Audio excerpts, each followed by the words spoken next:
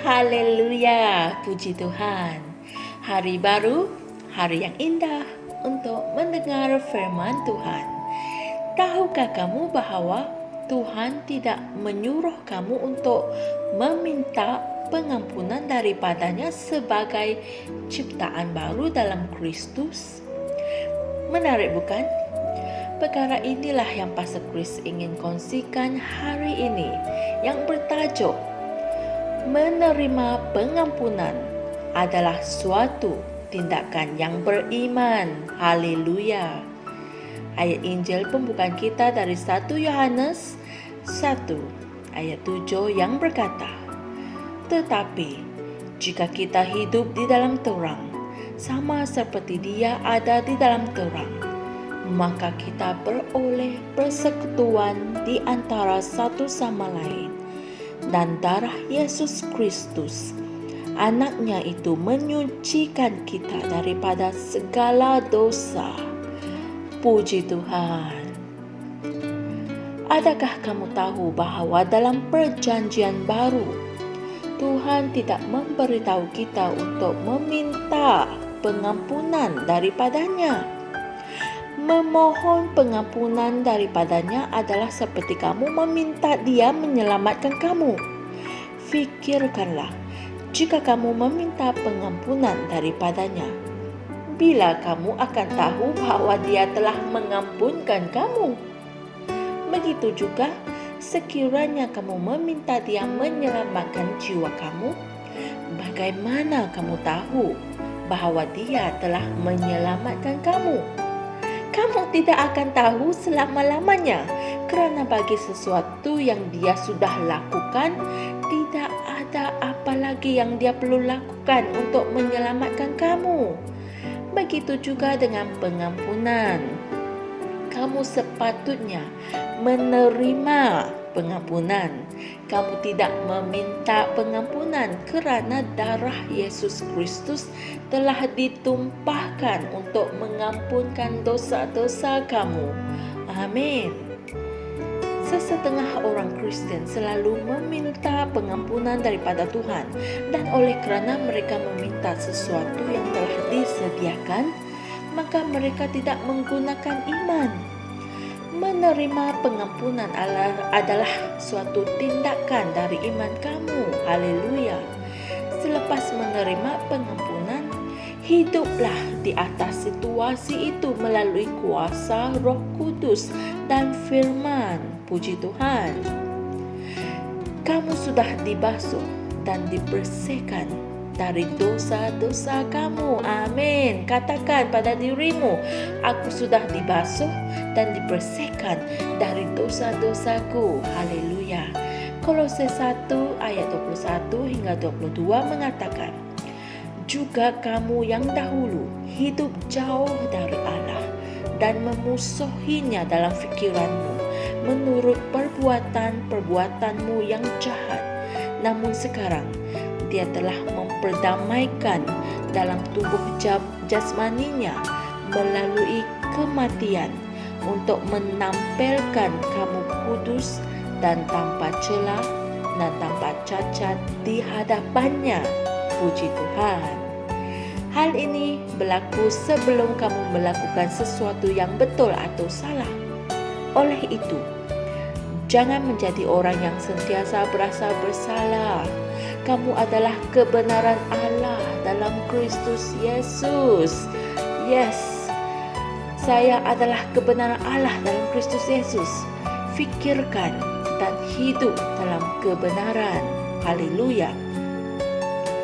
Ayat Injil pembukaan kami mengatakan, jika kita hidup di dalam terang, yaitu firman, sama seperti Dia ada di dalam terang, darah Yesus secara otomatik membersihkan kita dari segala dosa. Puji Tuhan. Oleh kerana perkara ini adalah benar, kamu tidak perlu mengaku dosa-dosa kamu sepanjang masa. Sekiranya kamu melakukan sesuatu yang salah, kamu hanya perlu berkata, "Ya Tuhan, aku meminta maaf atas perbuatanku. Aku menerima pengampunan dalam dalam nama Yesus. Itu saja yang kamu perlu lakukan. Kamu mungkin bertanya, adakah ia semudah itu? Ya, ianya semudah itu. Dalam Kristus, kita mempunyai pembersihan yang otomatik dari dosa. Itulah sebahagian dari hasil kerja penebusan melalui darahnya bagi kita. Haleluya.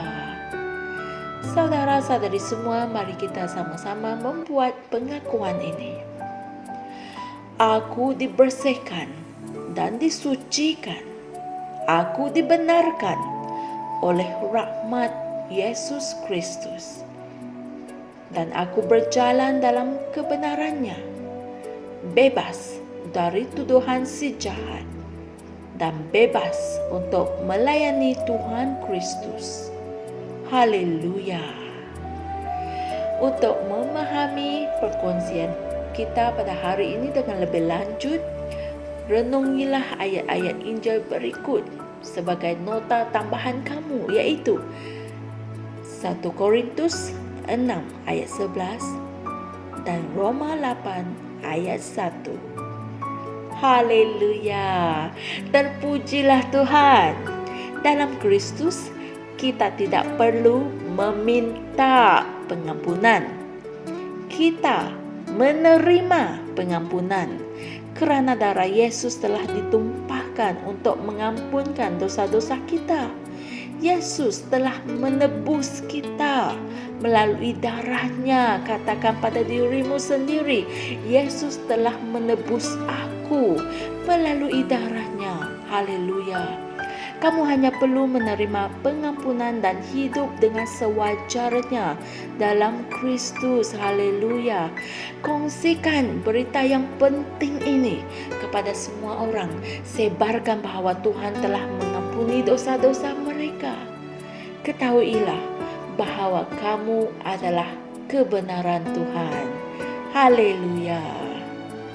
Jumpa lagi esok dan Tuhan berkati. Shalom. Kami percaya saudara-saudari semua telah diberkati dengan perkongsian firman dari Rhapsody Reality. Bagi sesiapa yang ingin menjadikan Yesus Kristus sebagai Tuhan dalam kehidupanmu, kamu boleh mengucapkan doa ini bersama dengan saya. Ya Tuhan Allah, aku mempercayai Yesus Kristus, Anak Allah yang hidup dengan sepenuh hatiku. Aku percaya Dia telah mati untukku dan Allah telah membangkitkan Dia dari kematian. Aku percaya Dia hidup hari ini.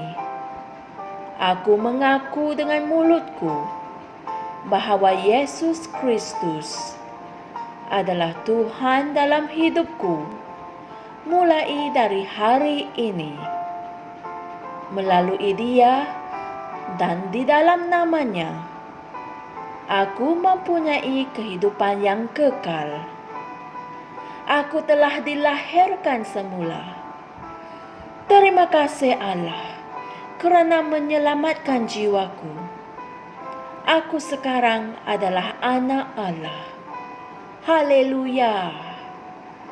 Tahniah, sekarang kamu telah menjadi anak Allah.